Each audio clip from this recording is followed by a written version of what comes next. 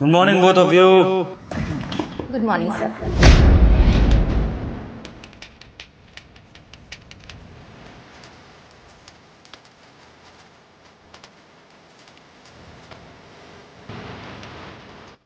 बड़ा एटीट्यूड है आप में। इंटरव्यू देने के लिए आए हैं, इंटरव्यूअर सामने खड़ा है और आपको खड़े होकर गुड मॉर्निंग विश करने में भी प्रॉब्लम है। आई एम गेसिंग कि फ्यूचर में आप क्या करेंगे इस कंपनी में, अगर आपसे खड़े होकर एक विश नहीं करा जा रहा है। कैसे मेहनत करेंगे अपने पैरों पे खड़े होकर इस कंपनी में? हाँ, सॉरी सर, गुड मॉर्निंग। ना, ये फॉर्मेलिटी करने की ज़रूरत नहीं है। ये मैंने आपको जो भी समझाया आपके करियर के लिए एडवाइस समझ लीजिए इसे। अगर करियर में आगे बढ़ना है तो लोगों से अच्छे से बात करना सीखिए, स्पेशली विश तो ज़रूर कर दीजिए, इसमें किसी का कुछ जाता नहीं है। सर रहने दीजिए, ऐसे लोगों को समझाने का कोई फायदा नहीं है। इन लोगों को कुछ सिखाया नहीं जाता है। Anyways, let's start the interview. Sit down. Okay, let's start with your CVs. अपने सीवीज दिखाइए। सर सॉरी, मैं पहले इनका सीवी देखना चाहता हूँ। स्टेप बैक लाइए। Okay miss Harshita, nice qualification, degrees भी हैं आपके पास, मार्केटिंग का एक्सपीरियंस 5 इयर्स का, very good. But miss Harshita, sales का एक्सपीरियंस कहाँ है? ये सेल्स मैनेजर की पोस्ट के लिए इंटरव्यू हो रहा है और आपके सीवी में सेल्स का एक्सपीरियंस तो है ही नहीं। हाँ सर, पर मार्केटिंग का तो है मेरे पास एक्सपीरियंस। और सर वैसे भी हर चीज़ तो इंसान के लिए सीखना ही होता है, मैं भी सीख जाऊंगी। सर मुझे सेल्स की नॉलेज है और अच्छा खासा एक्सपीरियंस है सर। आप मेरी सीवी चेक कीजिए। लिसन, आपकी मैंने पहली गलती नज़रअंदाज कर दी थी, इसका मतलब ये नहीं है कि आप कुछ भी करते जाएं और मैं सब कुछ नज़रअंदाज कर दूँ। Don't try to interrupt me again, समझे? जब आपसे बात करी जाए तभी मुझे रिस्पॉन्ड करना। अगर हम दो बात कर रहे हैं तो आप हमारे बीच में नहीं बोल सकते। Got it?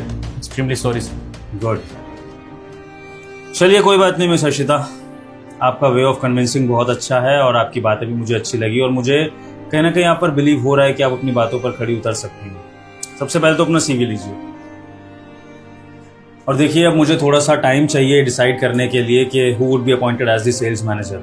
मैं एक छोटा सा ब्रेक ले रहा हूँ, आप लोग भी यहाँ बैठिए, रिजल्ट का वेट करिए। थोड़ी देर बाद आकर अपने बोर्ड ऑफ डायरेक्टर से डिस्कस करके, कंपनी मेंबर से डिस्कस करके मैं ये बताऊंगा कि रिजल्ट क्या है। तब तक आप लोग वेट करिए, मैं आता हूँ। Sir sorry for interrupt, what about my CV sir?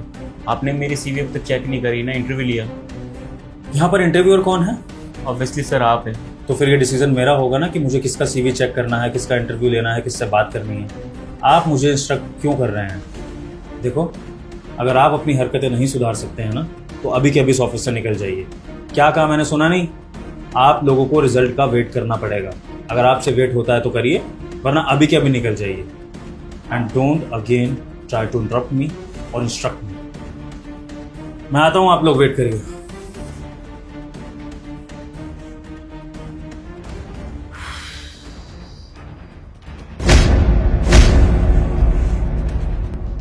क्या है ये सब?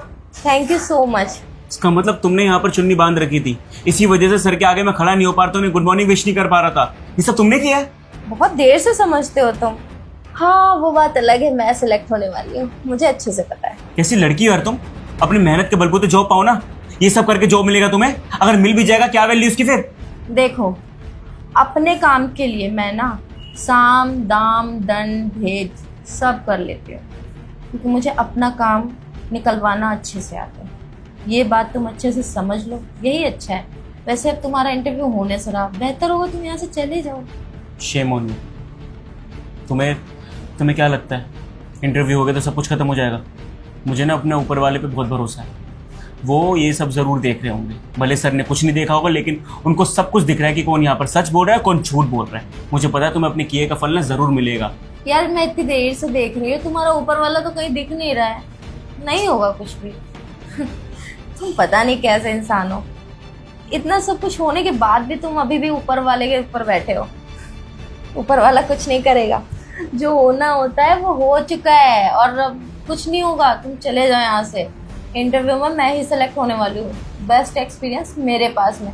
सर ने तो तुम्हारा इंटरव्यू तक नहीं लिया है, तुम उम्मीद भी कैसे कर रहे हो सर से कि हाँ भाई तुम्हें सेलेक्ट करेंगे? लेट्स सी क्या होता है। Hello guys, so the wait is over. And it's time to announce the result. And जिस कैंडिडेट को हमारी कंपनी के लिए as a sales manager appoint किया जा रहा है वो कैंडिडेट है mister Raja. Congratulation mister Raja, आप हमारी कंपनी में as a sales manager appoint किए जाते हैं। Welcome to our company. Sir seriously? हाँ, जो आपकी डेडिकेशन है, आपका हार्डवर्क है, आपकी ईमानदारी है, इसी बेसिस पे आपको इस कंपनी में सेलेक्ट किया जा रहा है। Means a lot sir. Sir thank you so much. अरे पर कैसे, ये कैसे हो सकता है? मेरा मतलब है ये कैसे हो सकता है सर? इसका तो इंटरव्यू भी नहीं हुआ है, मेरा इंटरव्यू हुआ है, और बिना इंटरव्यू के कहाँ जॉब मिलती है भला? सर कुछ गलत फहमी हुई है, आप एक बार चेक कर लीजिए, शायद आपने गलत कुछ बोल दिया हो। राजा का इंटरव्यू लेने की इसलिए जरूरत नहीं थी मिस हर्षिता, क्योंकि आपके इंटरव्यू में मुझे पता लग गया था कि आप कैसी हैं और राजा कैसा है। ये जो आपने इंटरव्यू में राजा के खिलाफ साजिश करी थी ना, ये मैंने खुद अपनी आंखों से देखी है।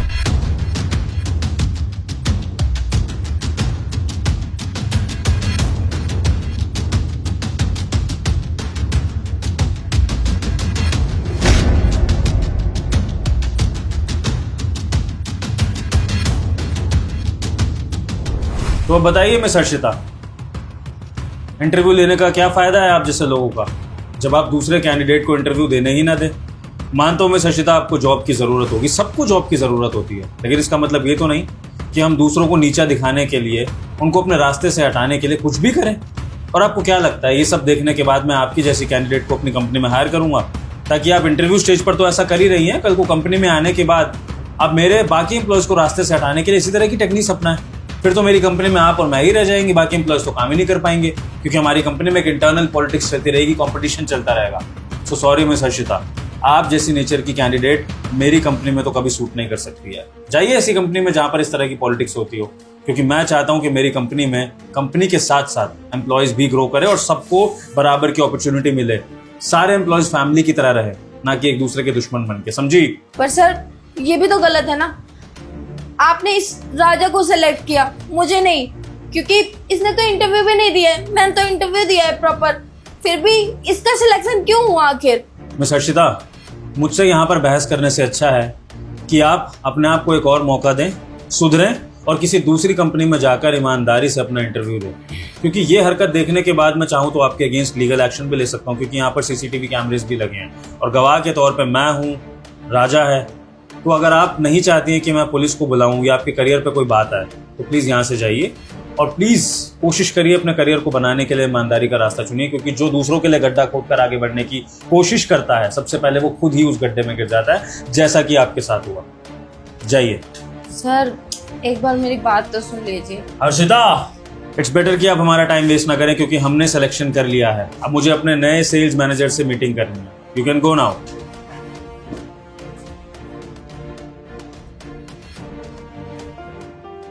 आई एम सॉरी मिस्टर राजा, मेरे ऑफिस में आपको पहले ही बार आकर ये सब फेस करना पड़ा, बट जैसा कि आप देख सकते हैं कि वो कोई मेरी एम्प्लॉय तो थी नहीं, तो ये चीज़ें मेरे हाथ में भी नहीं थी। But I will make sure कि आगे से मेरे इंटरव्यू में बहुत स्ट्रिक्ट प्रोटोकॉल हो, ताकि कोई इस तरह से किसी के साथ फ्रॉड ना कर पाए। सर मैं तो कहता हूँ जो भी हुआ ना अच्छा हुआ, इसी वजह से आप मुझे जान पाए मैं कैसा इंसान हूँ। मैं कोई चीज़ गलती ऐसे करता नहीं हूँ सर, मैं जानबूझ के यहाँ पे नहीं बैठा था, मैं खुद अच्छे से ग्रीट करना चाहता हूँ। And thank you so much sir ये अपॉर्चुनिटी मुझे देने के लिए। मैं बहुत टाइम से वेट कर रहा था कि आपकी कंपनी में काम करूँ, और फाइनली सर मेरा सपना पूरा होगा। Thank you so much mister Raja. जो ईमानदारी के रास्ते पर चलते हैं, जो अच्छे दिल के होते हैं और सबका भला चाहते हैं, उनके सपने हमेशा पूरे होते हैं, और आपके सपने भी हमेशा पूरे होंगे। All the best for future. See you tomorrow. Thank you sir.